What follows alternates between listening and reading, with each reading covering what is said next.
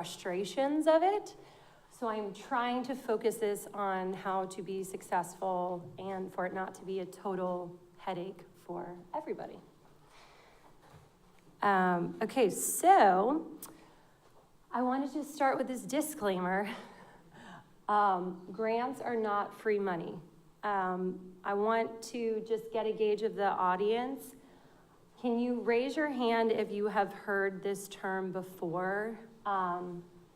Grants are not free money. Do you know what I mean when I say grants are not free money? Raise your hand if you know what I'm talking about.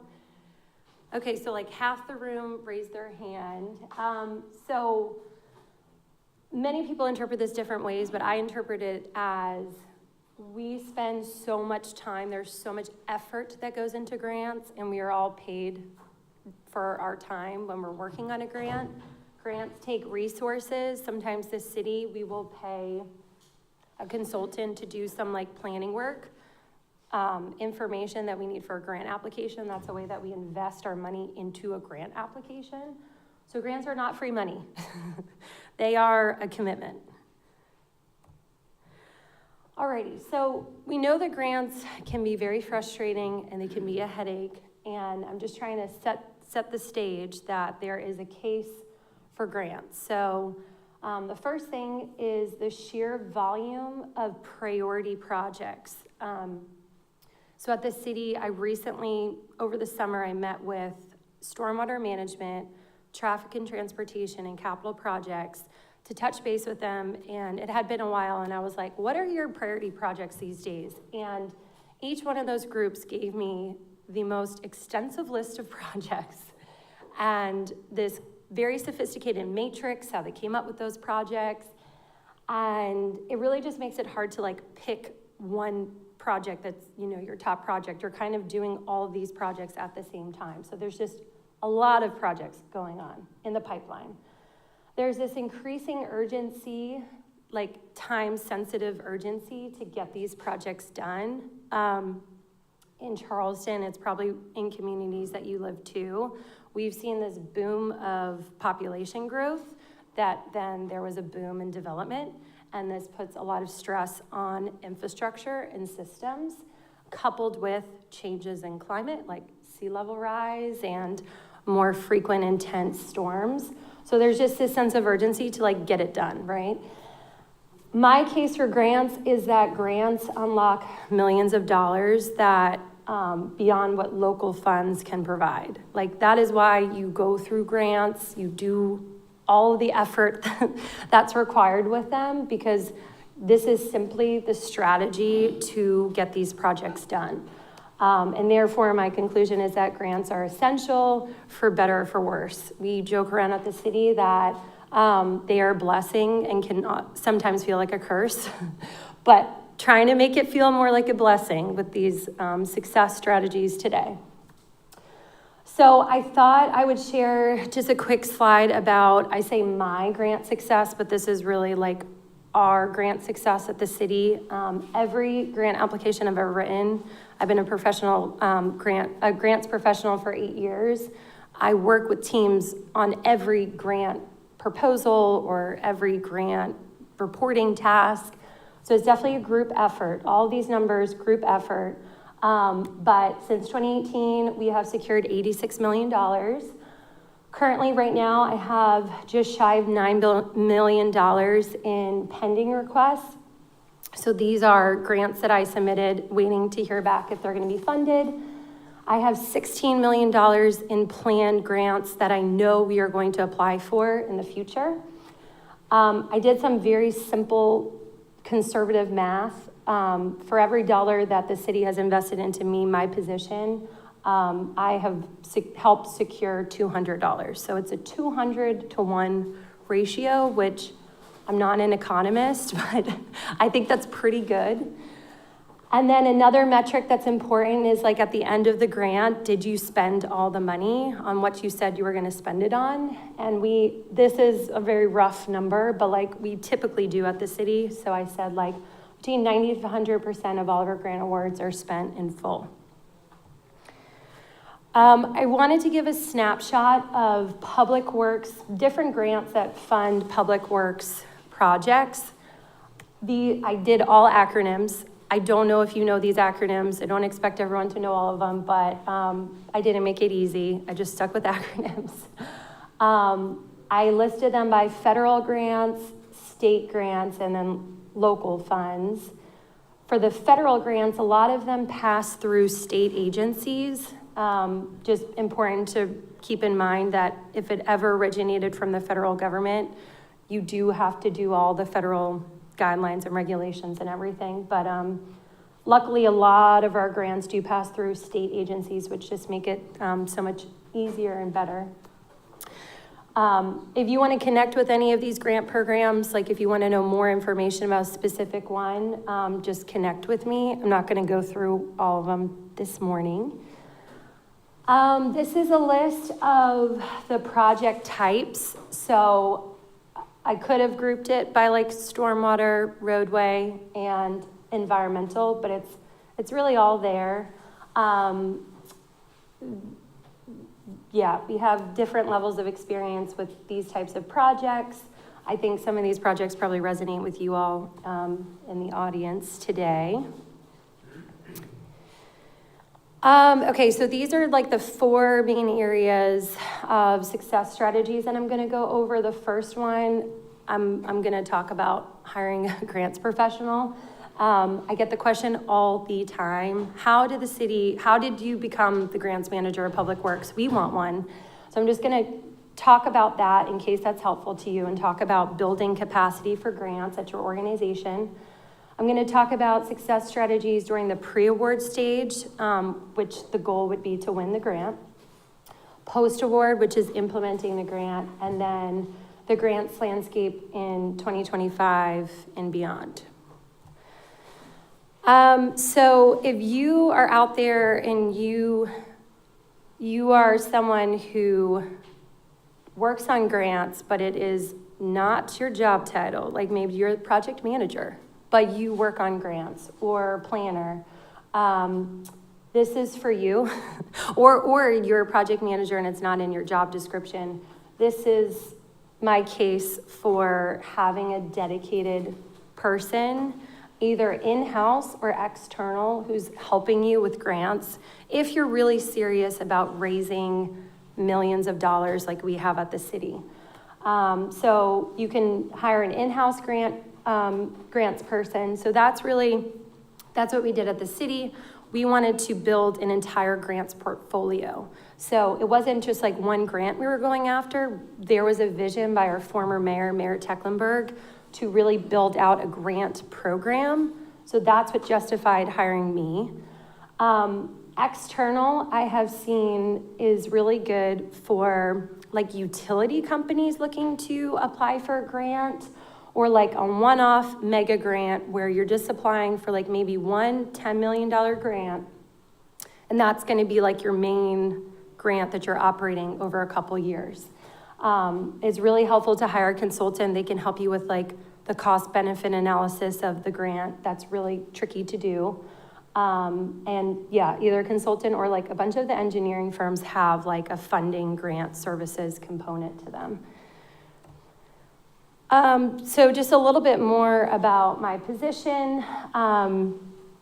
I came on as a grant writer, so my position was passed by City Council to hire a grant writer to raise money for flood initiatives, which we call as a $2 billion problem in Charleston. So I came on and they were like, just raise money towards $2 billion. And I was like, okay. And so I came on in 2018, and that was like 7 years ago.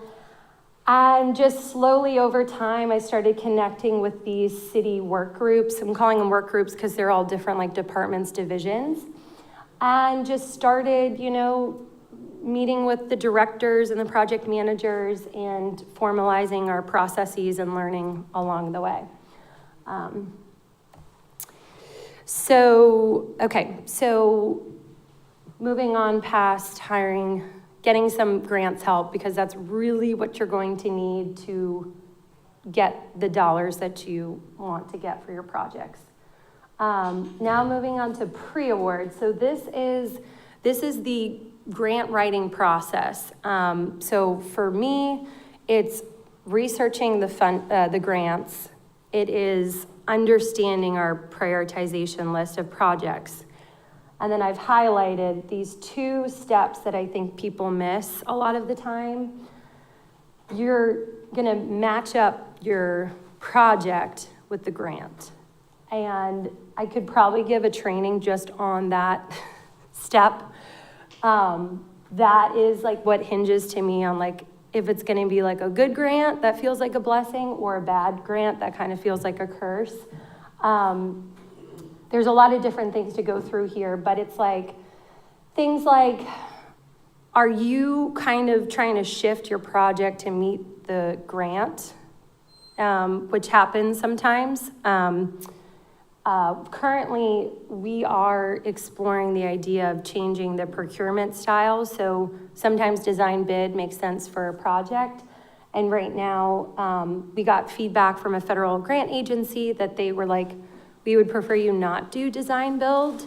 And so we are exploring the idea of changing the project procurement methodology, which would make sense just purely from like a project standpoint, to maybe entertaining doing the design bid build, like traditional procurement, because we think the grant is worth it and would help us do the project. But it's tricky, right? Like you don't want to add too much red tape to the project and kind of tank the project just because you're trying to get the grant. So that's just one example of what happens during like matching the grant and the project. Another best practice is always trying to schedule a call or meeting with the grant agency to pitch your project. Like not the assumption that this is a project that they're interested in, really pitch the project, get feedback, and then you know for sure that this is something that they're interested in funding and they're excited to fund. And then also bolded, once you get past that, decide if it's gonna be a go or a no-go. So sometimes there's just this assumption once there's talk of a grant, especially if it's like a big multi-million-dollar grant, there's just like this assumption that we're just gonna do it. And this is like kind of my timeout as like the grants person in the room to be like, knowing all of this due diligence we just did, looking into the grant, looking into the project, does it actually make sense to apply for this grant? And sometimes I've had to like really go to toe being like, it does not make sense. This is a bad idea. But that has been really helpful in preserving our capacity. So we're peeling off the grants that are not good ideas. So we have the capacity to focus on those grants that we might actually win and that might actually be good for the project itself. And then I have some other success strategies there about, really picking a project that's ready for a grant. So what we talk about at the city is like, ideally, we're not applying for grants for the planning stage and design money. If we can fund that ourselves and just do that as quickly as we can and as simply as we can, that'd be great. And then tee up that project for a grant for the construction phase. That's like been our strategy. We deviate from it sometimes, but that's like really what we're looking to do. Award size. So we have just informally said among ourselves, like, if it's a big federal grant that requires all this work of us, like, we're not going to apply if it's less than $500,000. And we have applied for some less than $500,000, but it's just like a good frame to also just always keep on thinking about your capacity and like, is it worth everyone's time and effort? And I will say that it used to be $500,000 and now we're talking more like $1 million because of inflation. So we're more like, if it's $1 million, it's worth it. If it's not, then like, why are we applying? What's so special about this grant that would make us apply? And sometimes that's honestly like, we need the money for this project. And that's a good enough reason in itself. The grant contract structure, so I kind of talked about this on the first slide, but any grant that's federal dollars that is administered by a state agency is gonna be a better experience for you. The state agency kind of acts as like the middle person and helps tremendously. Anytime we contract directly with the federal government, it really is a bear. It really is so much more difficult. And so our sweet spot, again, like a success strategy, is like if there's a state agency funneling that money, that's a win for us. Federal regulations impact. So related to when it's a state pass-through, federal pass-through grant with the state agency, sometimes the state agency, you find out about the grant through the state agency, and so you kind of think it's a state grant. I just had this experience. I'm 8 years as a grants professional. I just had this experience where I thought it was a state grant, and there was just this one sentence in a 30-page document that was like, if you get this grant, you have to do all federal regulations. You have to do NEPA, you have to do the Endangered Species Act, you have to do all of it. And we were just applying for $90,000, and I was like, whoa, we're not trying to do NEPA for this project. And not to say we were skirting around NEPA, but it didn't make sense to do it for the scope of the project. So we decided not to apply for the grant. Last thing I'll say about pre-award political advocacy. So at the city, we always say the grant application is 50% of what's gonna get you to win a grant award, and the other 50% is political advocacy. There are some grants that are so political that it could be like the grant application is 25% and the political advocacy is actually 75%, depending on who we're talking about. And so what I mean by political advocacy is like definitely a letter from the mayor. We try to get in touch with like congressional members. I try to get letters for like these big public works capital projects, SCDOT, SCDNR. These are coordination letters, which just are pretty much saying, we know you're applying to the grant. Not really, they're not saying support because it's just a coordination letter, but it's also just showing that like other people are involved with your projects. But yeah, I would say political advocacy is how we've won a lot of our big multi-million-dollar grants. Alrighty, so switching to post-award. So this is, you got the grant, now what? I don't know the audience and like your level with grants or anything like that, but I would think that like a public works professional is more involved with post-award. I know at the city it kind of works like I get a grant and the project manager is told your project has a grant attached to it, you know? It's not really like it's a choice, it just kind of happens. And I need to give a shout out to our city's stormwater management department and our other departments. Like there's a willingness of our project managers to learn about grants, which is helpful when needing patience to go through the red tape of working with grants on a project. So this is actually implementing the grant, doing the project. In the post-award process, I highlighted amendments. So this is changes to the grant from what I wrote in the grant application to what actually is happening during the project. This always comes about like it is something new, but like every single grant funded project is going to change to varying degrees. Like it could be a year from when I submit that grant application to when we get awarded. Sometimes we submit a grant application, we have 60% design done. By the time we get the grant, we're ready, it's shovel ready, we're ready to actually do it. There's a gap in like, did the design has changed? Maybe some, So something will always change with a grant. So don't expect it to go according to the grant application. I highlight this because just one, knowing that things are gonna change and that is what happens. And two, how you navigate that change with the funder is kind of everything. I have like communication at every step of the way. So what I found with funders is like, they don't mind that things are changing in terms of timeline, scope of work, budget, so long as it's within reason. But they do want to know like as soon as possible. Like even if you don't even know for sure if something's going to change, if you give them a heads up, then they feel a lot more comfortable, and there's just like a lot more trust in that relationship as you're stewarding millions of dollars for your project. So that's just what I wanted to say about that.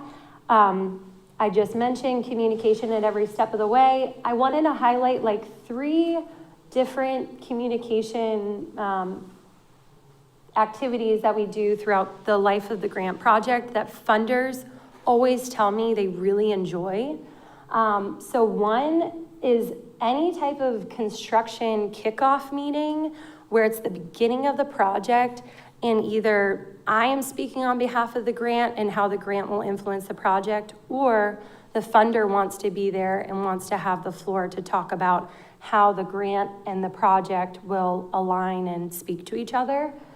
It's just so helpful because it very much gets ahead of a lot of communication breakdowns. They love photos of the site. I mean, who doesn't love photos? So we have to do quarterly reports or monthly reports or annual reports or biannual reports. A lot of reporting goes on with grants. And I try to make it compelling when I'm writing about it, but anytime we can attach progress photos of the site, I almost think that they just look at those sometimes more than they read through everybody's reports that they're submitting. And then the last way that we've had like good funder relationships is site visits. So this is kind of easy on your end as a public works professional because you're going to the site, a part of your job, and then the funder would be perhaps traveling to your site to see it. So I also didn't include like a press conference at the site or like an end of project celebration, but those are also kind of similar to site visits, like just getting the funder out there. And every time we've ever gone a funder out to the site, they're like, oh, I didn't picture it like this in my head, And I have the same experience when I go out after I've written about a project. And I just wanted to also include just how our project teams are set up for grants. So it's pretty simple. It is City of Charleston staff, so like that's me, and then that's our engineering staff, our project managers.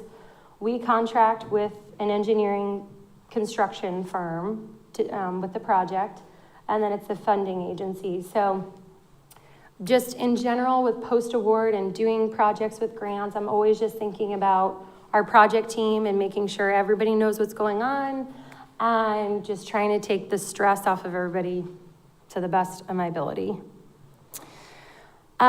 These are just some like quick little nuggets. I'm not going to go through them like so intensely, but if you are an organization that you feel like you don't have a lot of grants capacity, something that you can do to make it simple for yourself is always just doing 1 grant per project. So maybe someone comes to you and they're like, hey, how we're gonna fund this project is we're gonna take this state grant and this federal grant and bundle it together for this one project. If you do not have grants capacity as is, do not bundle grants, do not. Like, even me, I would be like a little bit scared to bundle 2 grants together. You can, just for like technicality, you can put a state grant with a federal grant. You can put a HUD grant with another federal grant, but you cannot put 2 federal grants together because that's supplanting and also would just be a terrible situation. Another nugget of just making it easier for yourself is 1 contract per grant funded project. So in a grant application, the funders will ask, how many contracts are you funding with this grant? And I always want to say 1. I just want to say the construction contract or the professional services contract for design. I do not want to have multiple contracts where there's multiple invoices coming in and we're trying to understand what goes to the grant, what the city's paying for. No, just 1 contract. I wanted to mention this new trend that has come out of ARPA funding. I don't know if anyone has any experience with ARPA funding. That's funding a lot of our public works projects right now. They will all be wrapping up. They have to wrap up in 2026. But this new trend that I'm like so into, and I'm gonna just try to do it for ask the funder if I can do it for every single grant, is when you sign your grant agreement, spend all of the grant dollars first, and you're just tracking every single invoice is then being reimbursed by the grant.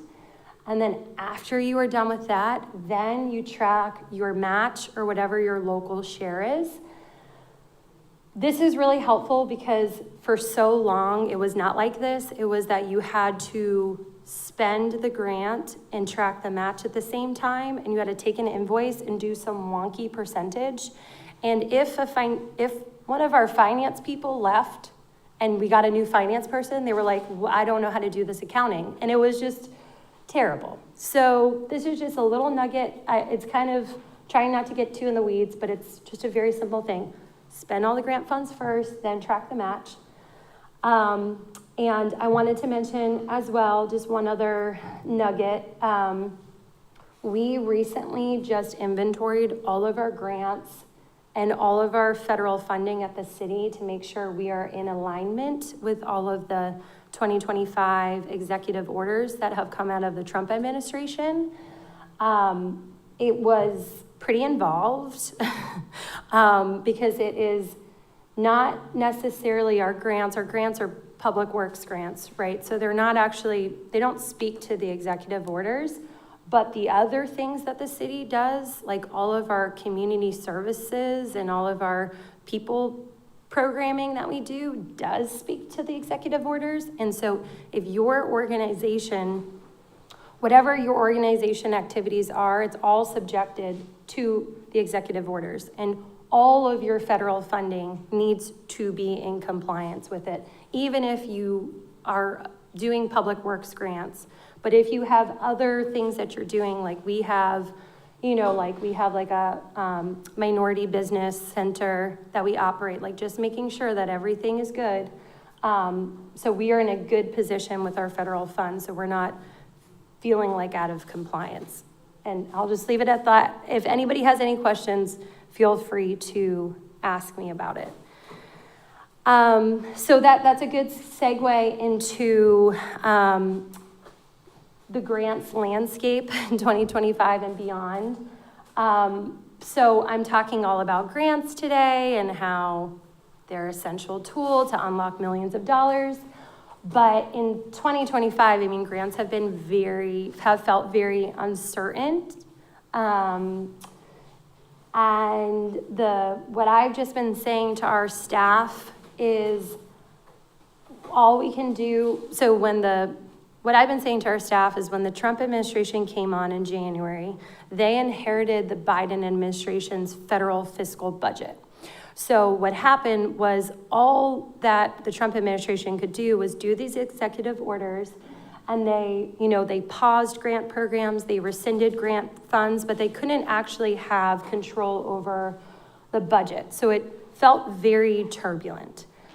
Whenever the FY 2026 federal fiscal budget gets passed, our federal government is still shut down right now, but whenever that gets passed, that is at least what it will be. That is my hope. My hope is that it won't be this turbulent game of not knowing if the grant is gonna happen, not knowing if you're gonna get reimbursed for the money that you already spent. It will just be a bit more business as usual. Like, that is my hope. And everything that I see points to that is what we will be back to a more like, feel a bit more normal. Another thing that I'm seeing with coming out of the Trump administration is this advocacy for more state funding and more local investment for projects. And so what that's going to translate to is, for so long, the traditional cost share for federal grants was 75-25. where you could get, of the project, 75% paid for by the grant, 25% was that local cost share. And now I think we're gonna be seeing more of a shift to 60-40. I reference this from the EDA Public Works Grant. NOFO was just released a few weeks ago, and it was one of the most recent NOFOs that came out of the Trump administration. So we know that like they wrote it, it's going, this is the parameters, right? This wasn't a leftover NOFO from the Biden administration. And this EDA Public Works Grant, NOFO, rolled out this 60-40 cost share. And so just adding to the layer of complications with grants, I think with the 60-40 cost share that grants are really gonna become more like a project discount than getting your project fully funded with a grant. I mean, this speaks to grants are not free money, but with the 60-40, you know, I was looking at doing, and I don't have the numbers off the top of my head, but I was looking at doing like, you know, requesting $2 to $3 million in a, I think it was $3 million in a grant. And that would be like $1 million for the city cost share. So it's real money when you're talking about a multi-million-dollar grant project being split 60-40. So I just felt like it was worth sharing with you all this morning. Something else that I think we learned this year is contingency planning. So this is something that I know that everybody in this room knows about contingency. If you worked from 2020 to today with inflation, I mean, there's contingency built into project budgets to account for that. But what I'm talking about here with contingency planning is just more so like actually having a plan or just thinking through if the grant funds are paused, rescinded, or shifted, because we have seen that that can happen. And I know that like this year, you know, we have a huge, our original grant was $18 million to build a bike pedestrian bridge in Charleston. And when all of this funding, you know, turbulence was happening, we were like, what happens if that funding gets paused? We can't like stop building this bridge, right? So I just mentioned it, just another added layer, like contingency planning, giving it a bit more thought when applying to a grant, I think will be helpful. Another thing I'm seeing, and I don't know if this is also this turbulence coming from the Biden administration to the Trump administration with funding sources and NOFOs were out there and like the logistics of it. But currently we are seeing that when grants federal grants get posted on grants.gov, it used to be that you had 90 days to get it done. And I always took 90 days. I mean, I would see it, I would have a meeting after meeting after meeting, and then like 2 weeks before it was due, I would actually write the grant because I had gathered all the information for the grant. Recently, we have been seeing 30 days. And my Grants Professional Association, my grants world is all up in arms about 30 days. And I saw a few that were posted and it was due in 2 weeks. And I don't think it's a trend here to stay. I think it's just because the funding was frozen and then it was unfrozen, and then you're on a fiscal year and you have to spend it and you have to award in a certain timeline. I think that that's what it was, but I don't know. So I just wanted to mention that grants.gov, when you go on there, it's a really easy, user-friendly website if you've ever been on it before. You can hit their forecasting tool and you can see grants that haven't been posted yet. And it's usually like they're gonna be posted within the next month. And if you can add 60 days to your application window, I mean, that's doubling your application window. So I've been personally doing that, and it's been helpful to me. And that's all I got for everyone this morning. I did want to just open up the floor to some questions. I talked through a lot of different conceptual topics. I have like an example to go along with each conceptual topic, but if I started talking about examples and stories, I thought I was gonna run over. So is there anything specific that anyone is curious about? Adding grants capacity, grant writing, managing grants, federal landscape, anything? And it's okay if you don't have any questions. I just was rattling it off. Sarah, yes. One of the concerns about combining two grants is one of those concerns that the grants might have conflicting requirements? Have you ever encountered that? Not necessarily. I would just say that, so when I was talking about managing a grant and like just high level thinking about what is the goal when you're managing a grant? Like what's the goal? Like where are you going? You want to spend down every dollar of the grant. And at the end, when you close it out, you want a perfect record keeping and a perfect file, because that's what funders care about. That's what we care about. We need to keep files for 5 years. That's what the auditors care about. That's what, I mean, it kind of runs into sustainability of your organization. And so I think that it is hard enough closing out a grant successfully, having every piece of documentation you need to successfully close out a grant. And I think that if you have two grants together, you're sure to miss something. And that could be an audit finding, that could be a bad relationship with a funder. There's only, there's not like an infinite amount of public works funders out there. So once you start getting grants from one funder, you really want to have a good relationship with them. And if you start messing up reimbursements and missing reports and fudging, just getting the information crossed, it could just lead to a bad relationship. So that's why I say it. I don't think it would be that the requirements would get crossed, but it would add more work because they probably would have slightly different requirements.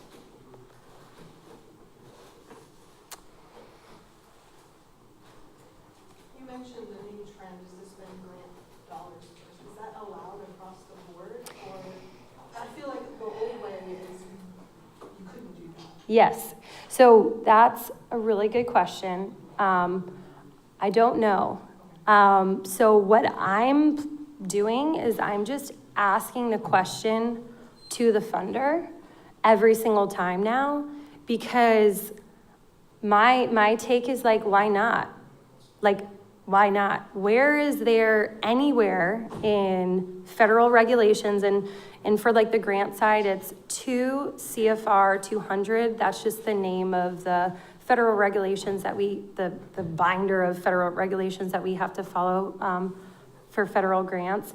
There's just nothing. There's nothing that prevents that from happening. So I'm just leading with the question, and if the person I first talked to is like, well, we've never really done it that way, or I don't really know, I press. I'm like, can I talk to someone? Can we because it's worth it. It is so worth it. Another thing, just because you asked the question, from a process standpoint, if you can spend the grant first, you essentially do the grant project first. Like you do the reports and the reimbursements and the financing, and you're getting all your files perfected for the audit. And then you're just tracking the match, which for us, and maybe it's for you too, it's like really simple. It's really simple for us to track, okay, now the city is just spending our money on the project. So what I'm gonna do with our ARPA projects is I'm essentially gonna be able to close out the projects. So like the day that the construction contract ends, I can just submit everything to the grant agency. There doesn't need to be like this lag or like months later I submit things. It's like, boom, let's close this out now. So I would just say, just ask the question and don't take no for an answer, because there's really no good reason that I have found in the red tape why we can't do it. So, anything else? Anyone have any questions? Just with different projects, funding, anything? It's all good if you don't. Alrighty. Well, thank you so much. Appreciate it. And yeah, my contact information was on the first slide actually. But feel free to email me, connect on LinkedIn if you want to dive in deeper to grants topic. Thank you. Welcome.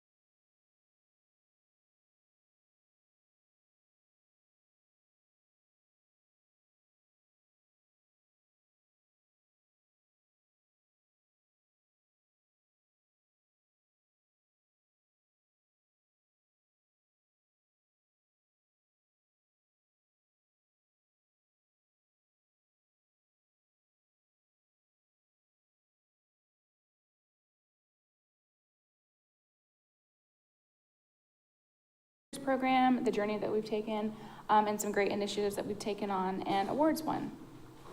And also this is going to cover, if you're interested in creating a similar program, whether it's emerging leaders or young professionals, how you can do it. So this is going to be just a quick snapshot of how the program started, where we went, where we're going. In 2021 is when the Emerging Leaders program started. It first started in Public Works and the engineering departments. And because we were so awesome, it quickly grew and became countywide by 2022. And by then, we have already started accomplishing our vision, mission, and goals, and engaged in professional development opportunities. And so when we created, and we'll go further into what the vision and mission and goals were and how we accomplished some things, but one of the goals was to develop professional skills in the county, and that's how the Women's Leadership Summit or conference was created. And the idea of that started in December of 2022, and then by June of 2023, we hosted the first Women's Leadership Conference. And then the last two summits were so impactful and powerful for all attendees. Leadership encouraged us to apply for the South Carolina Association of Counties Award, or an award through them, the J. Mitchell Graham Award. And this is an award that's designed to honor innovative county-led projects in South Carolina. We received the honorable mention, came in second to a county that implemented an active shooter training in schools, so a little hard to beat public safety. But nonetheless, we're really excited to have received that honorable mention. And the journey for emerging leaders isn't ending. We just hosted our third annual conference in 2025, June, and it continues on because we have a succession plan in place.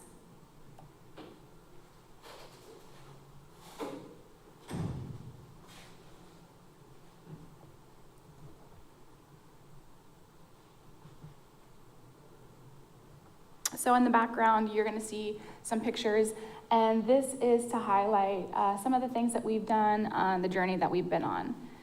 So a little bit more involved into actually how the program started. Our Assistant County Administrator, Jared Fralix, he had a vision for Beaufort County.